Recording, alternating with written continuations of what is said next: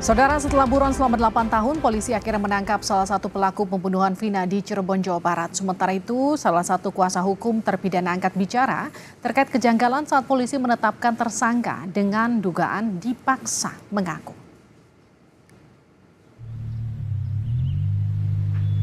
Perlu 8 tahun, polisi akhirnya menangkap salah satu dari 3 buron kasus pembunuhan Vina dan Eki. Salah satu pelaku yang buron, yaitu Peggy alias Perong, akhirnya ditangkap di Bandung, Jawa Barat Selasa kemarin. Kabid Humas Polda Jawa Barat Kombes Pol Jules Abraham menambahkan, Peggy ditangkap saat tengah bekerja sebagai buruh bangunan. Atas nama saudara Peggy alias Perong yang saat ini kita ketahui bernama Peggy Setiawan. Dia merupakan warga Cirebon yang bekerja di Bandung sebagai buruh bangunan. Sehingga tadi malam kami lakukan upaya paksa penangkapan terhadap terduga pelaku Peggy Setiawan di Bandung. Tak lama ditangkap, Polda Jawa Barat bersama Polresta Cirebon langsung melakukan penggeledahan di kediaman Peggy alias Perong.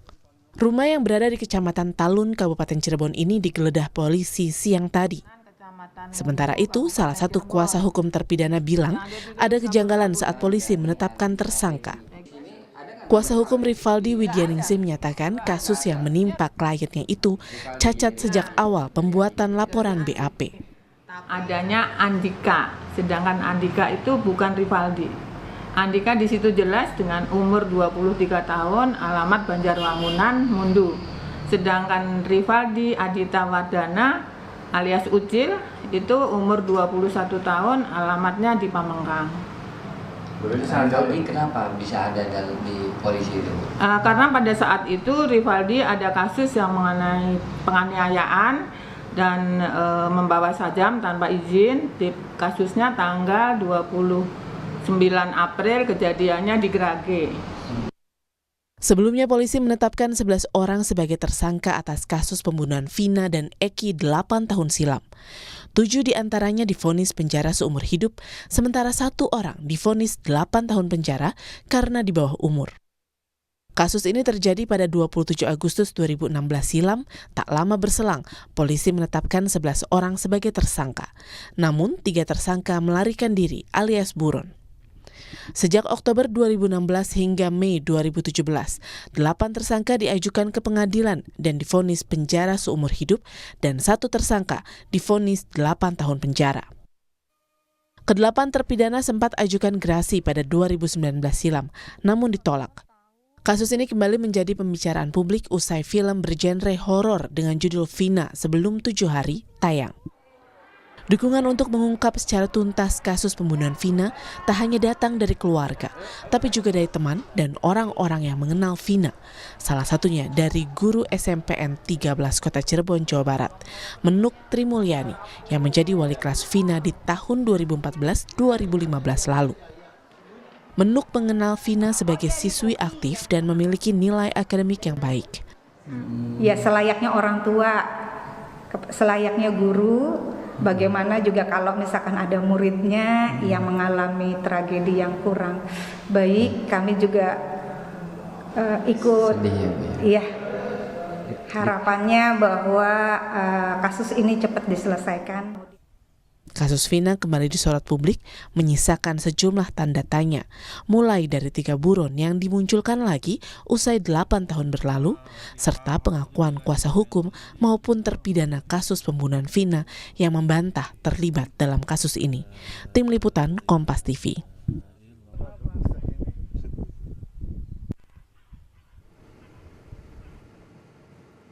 Perlu 8 tahun.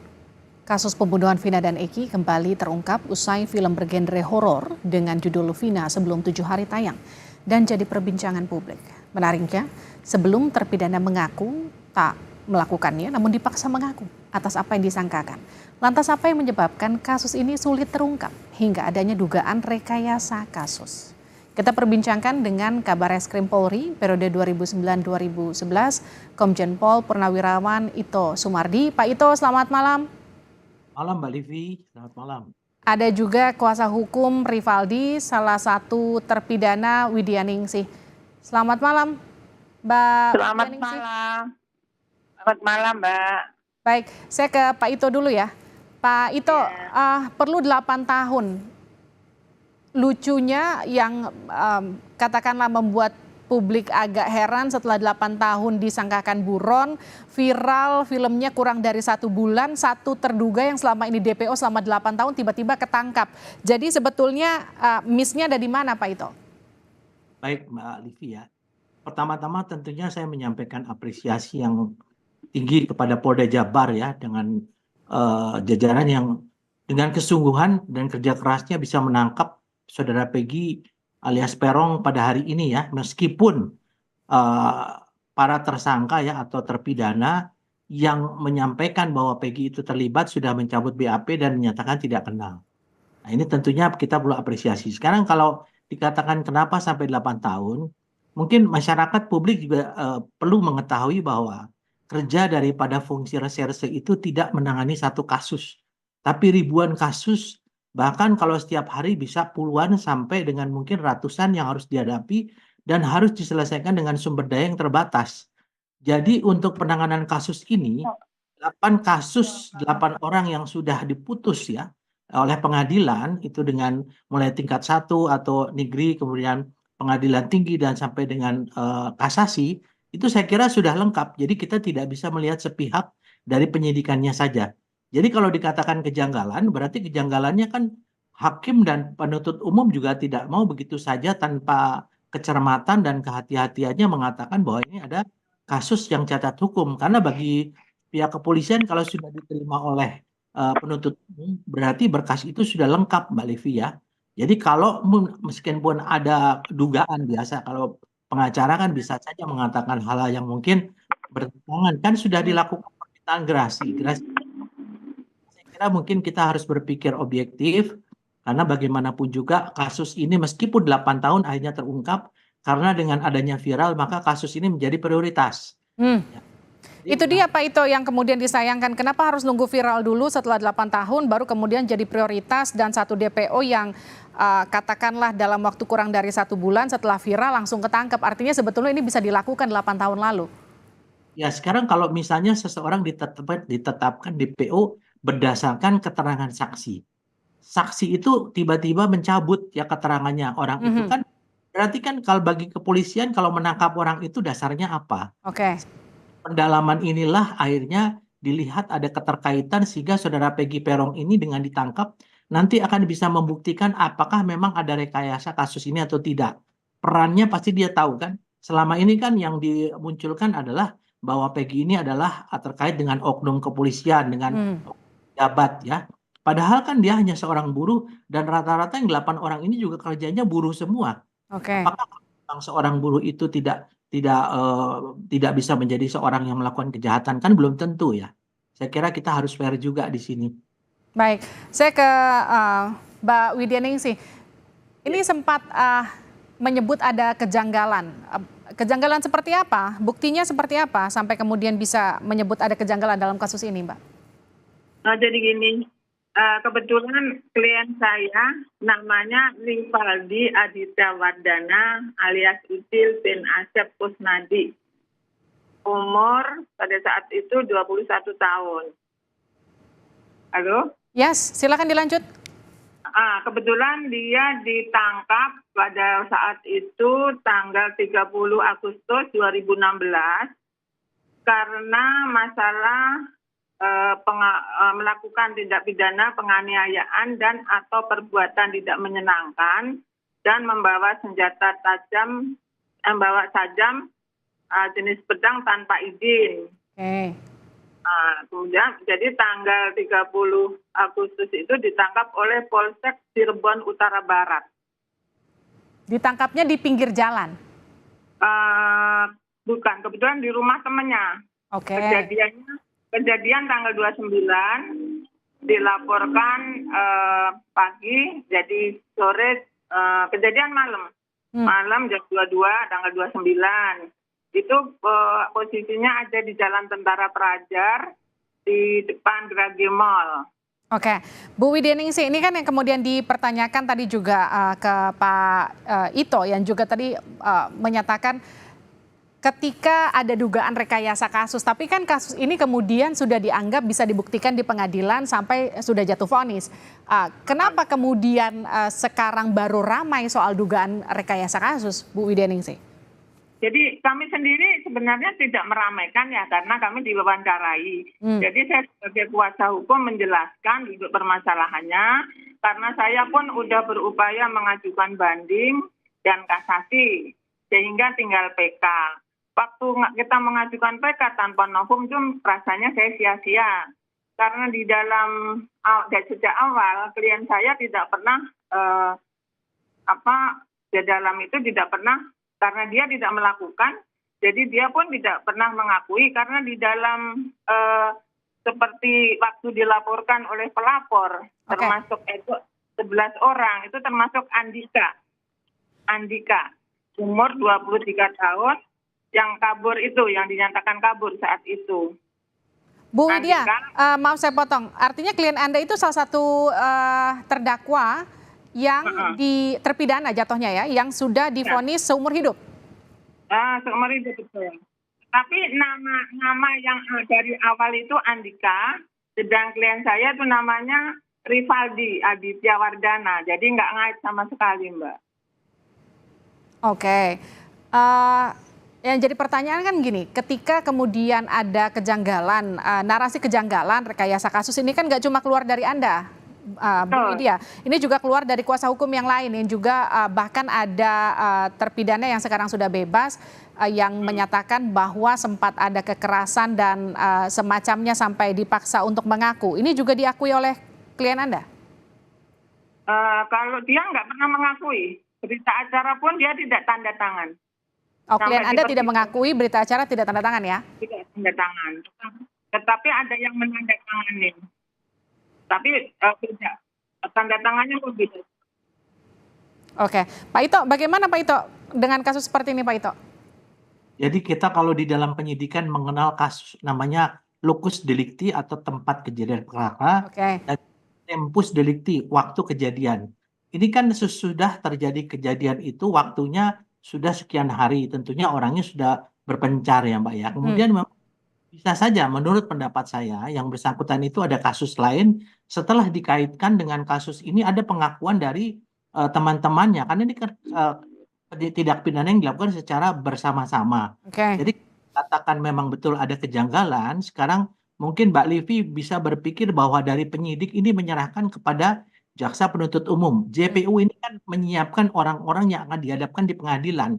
Ya pada saat tentunya hakim pun juga akan melihat identitas dan melihat bukti-bukti ataupun keterangan-keterangan yang mendukung ya bahwa orang tersebut melakukan tindak pidana dan memenuhi unsur daripada pasal yang disangkakan. Jadi tidak mungkin seorang hakim itu merampas ya kehidupan seorang yang dengan hukuman seumur hidup itu kan merampas kehidupan seseorang tuh Mbak Livi ya. Itu adalah sangat berat, dan itu dari mulai tingkatan pengadilan negeri, pengadilan tinggi sampai dengan kasasi kan sudah diputus inkrah. Kemudian ada upaya gerasi yang ditolak. Apalagi kira-kira ya, kalau menurut saya kan kalau memang mengajukan PK silakan kalau ada novum baru. Nah novumnya apa? Kalau memang pada saat itu di penyidikan dianggap sebagai ada cacat atau rekayasa, berarti pertanyaannya mengapa jaksa itu menerima? Dan mengapa jaksa bisa membuat satu rencana penuntutan diterima oleh hakim. Dan hakim bahwa mereka itu adalah kelompok ya, melakukan perbuatan secara berkelompok dan juga melakukan perbuatan yang bisa diancam dengan hukuman berat. Saya kira itu mungkin Mbak pendapat saya. Artinya ini sudah dibuktikan di persidangan Bu Widyaningsih? Sudah semua. Dan ada juga alibi pada saat itu dia ada di tempat temannya lagi ulang tahun juga ada. Tapi tidak dipertimbangkan. Tapi gini Bu Widyaningsih, ini kan ada yang sudah dijatuhi hukuman, kemudian ada yang sudah bebas, ada yang dianggap masih buron, satu Peggy ini kan baru ditangkap ya. Kenal nggak dengan Peggy ini Rivaldi? Kalau Rivaldi itu dari awal, dari yang sudah ditangkap pun tidak saling mengenal. Satu pun tidak kenal dia. Semuanya nggak kenal satu sama lain? Tidak kenal satu sama lain. Mereka yang 7 orang pun tidak kenal Rivaldi. Tapi yang 7 orang sisanya itu saling mengenal? Kalau yang 7 saling mengenal karena rumahnya sama di Perjuangan. Kalau Rivaldi di Pamengkang, jauh Mbak, di Perumnas. Beda jauh, di kota sama kabupaten. Oke, dari perjalanan kasus ini kan salah satu terpidana lainnya, kuasa hukumnya itu kan sempat melaporkan ke Komnas HAM. Koreksi saya kalau salah ya, Mbak Widyaningsih. Kenapa Anda kemudian tidak melaporkan hal ini? Kami sudah berupaya sampai banding, sampai kasasi, dan justru yang lainnya tidak. Kami akan berupaya lagi untuk PK, tetapi menunggu saksi saudara Dede yang kebetulan itu tetangga Rivaldi sendiri, yang sampai sekarang juga tidak pulang. Saya tadinya berharap dia pulang, kita bisa mengajukan bahwa keterangannya dia itu yang sebenarnya seperti apa, karena tidak dihadirkan di persidangan, Mbak.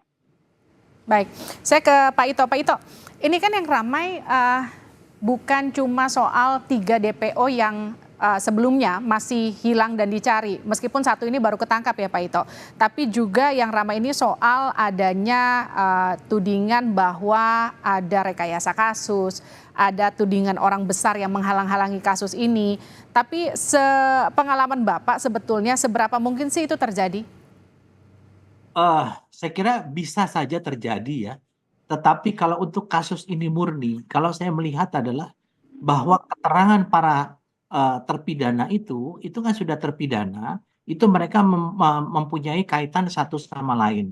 Tentunya ini kan sudah menjadi pertimbangan dari pihak jaksa penuntut umum untuk mengajukan bahwa telah ada tindak pidana yang dilakukan secara bersama-sama, Mbak ya.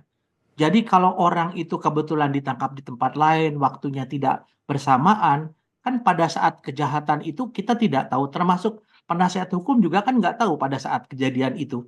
Yang tahu kan hanya si pelaku, yang tahu yang mungkin korban yang sudah tidak ada, dan mungkin saya kira ada bukti-bukti lain.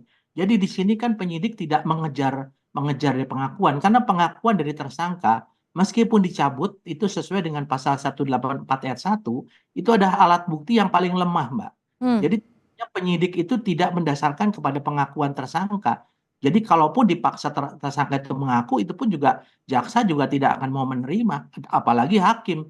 Jadi ada bukti-bukti yang tentunya dapat meyakinkan kepada hakim bahwa yang bersangkutan itu betul-betul melakukan kejahatan yang sebagaimana disangkakan. Kalau sekarang selama 8 tahun tiba-tiba menyatakan orang itu merasa tidak bersalah, salah tangkap, ya itu bisa-bisa saja. Tapi kita tunggu saja nanti bagaimana keterangannya si Perong ini ya, si Peggy, karena dia kan ditangkap berdasarkan daripada BAP pertama yang belum dicabut. BAP pertama itu adalah mengandung kebenaran, karena BAP keduanya sudah bisa dipengaruhi oleh pengacara, sudah dipengaruhi oleh orang-orang lain. Ya. Jadi, dengan dasar itulah Polda Jabar berhasil menangkap Perong. Kita berharap yang dua lagi kalau memang betul-betul ada, itu bisa segera ditangkap. Karena bisa saja kalau orang melakukan kejahatan berkelompok, dia melempar kepada orang lain yang belum tentu orang itu ada. Ini tentu pekerjaan rumah bagi teman-teman di kepolisian. Nah itu dia Pak, ini akan jadi PR baru bagi kepolisian. Yang jadi pertanyaan gini Pak Ito, ketika kasus ini sudah terjadi 8 tahun lalu, penyidiknya pasti sudah tidak ada lagi di Polda Jabar. Yang jadi pertanyaan ketika kasus ini viral, ada tekanan dari publik untuk diungkit, diusut kembali, kemudian seberapa besar kasus ini bisa dibuka lagi Pak Ito? Saya kira dengan adanya eksaminasi ya, Mbak ya, eksaminasi itu adalah pendalaman kembali, peninjauan kembali, proses penyidikan, ini sudah pasti akan memanggil penyidik-penyidik itu meskipun mungkin ada yang sudah perwira tinggi atau perwira pasti dipanggil ya. Dan juga kita mendasarkan kepada keterangan BAP awal pada saat tahun 2016. Nah, tentu kalau nanti ada kira-kira kejanggalan dalam penyidikan, tentunya ini sebatas kepada untuk masukan bagi kepolisian ya untuk bisa memperbaiki dalam manajemen penyidikan. Tapi bukan berarti kasus ini bisa dibuka kembali. Saya kira nggak mungkin. Dalam sistem hukum itu sudah mempunyai kekuatan hukum yang tetap, itu tidak mungkin. Dan kalau kita hanya melihat dari proses penyidikan, saya kira nggak fair. Karena ini kan satu proses yang sampai ke pengadilan. Yang juga bukan dari kepolisian. Saya kira itu yang mungkin harus kita pahami bersama. Baik, terima kasih Pak Ito, terima kasih Ibu Widyaningsih sudah bergabung bersama kami di Sapa Indonesia Malam, sehat-sehat selalu.